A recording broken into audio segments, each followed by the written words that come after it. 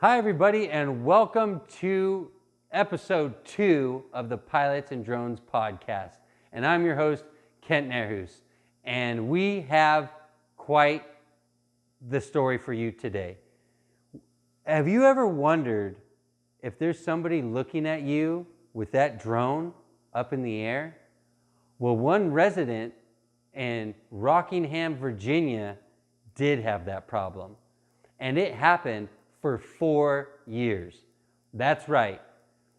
A woman had a drone fly to her house up to 5 times a day from 2020 to 2024 in Rockingham County, Virginia.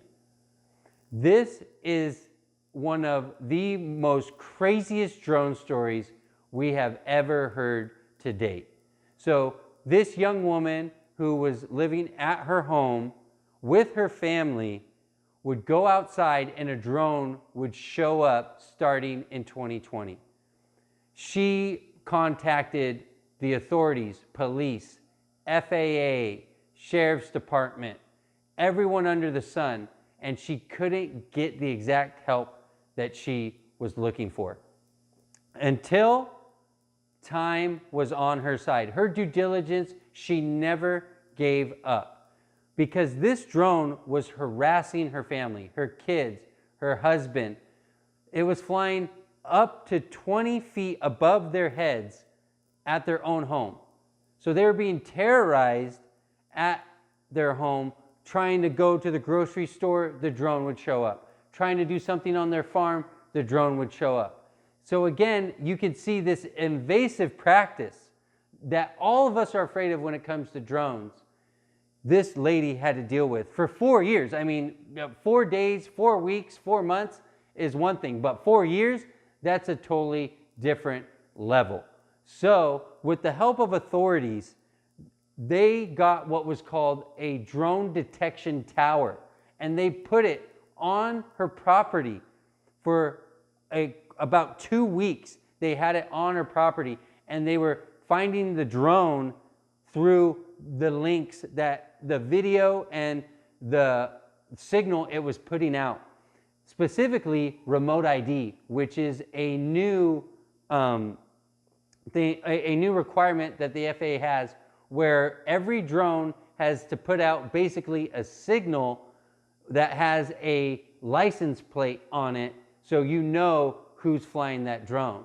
So they located the individual who ended up flying a mile away from her house. This individual lived a mile away from her.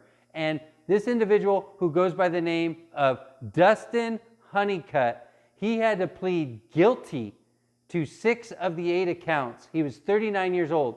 And get this, he met her once for a brief period of time doing a chimney estimate. So this is something that is completely unacceptable in the drone world. This is one of our greatest fears for everybody, drone pilots and the public as well, is for somebody to be monitoring you through their drone without you being able to confront them about what they're doing. And kudos to the authorities for putting that tower on the individual's land, which seemed a bit excessive, but it got the job done. And this is where we're at with drones currently in the climate. And you could see how difficult it can be for someone who feels that their privacy rights are being violated to be able to capture this individual in the right way. Because also, they had to prove that this individual, Mr. Honeycutt, was harassing the individuals with their drone, because it could have been where he was flying and that was just his turnaround spot. He was using the house as a reference to turn around every day, but that wasn't the case. He was using it to monitor these people. I mean, it was to the point of stress to where they were writing "go away" on the ground on big tarps. So you can only imagine the fear these people were living in. Well, the good thing is Mr. Honeycutt got caught. He is on probation for a year, which is monitored probation, and he is not allowed to have a drone during that time. I will take it a step further and say that he should never own a drone, period, because that shows irresponsible flight practices and brings public fear to our industry, from which drones is still pretty new. For some of us, it's kind of old, but for the public and everybody, it's still pretty new. And the last thing we need is for somebody to stalk someone else, especially at their home, with a drone. So again, kudos to all the authorities and everybody who helped this young lady capture Mr. Honeycutt and put him to justice. And hopefully this sets a precedence for future laws to help protect people and their privacy at their home. So again, my name is Kent Nerhus. This is the Pilots and Drones Podcast, Episode 2. Subscribe and look for us on all social media platforms, and we'll see you on the next flight.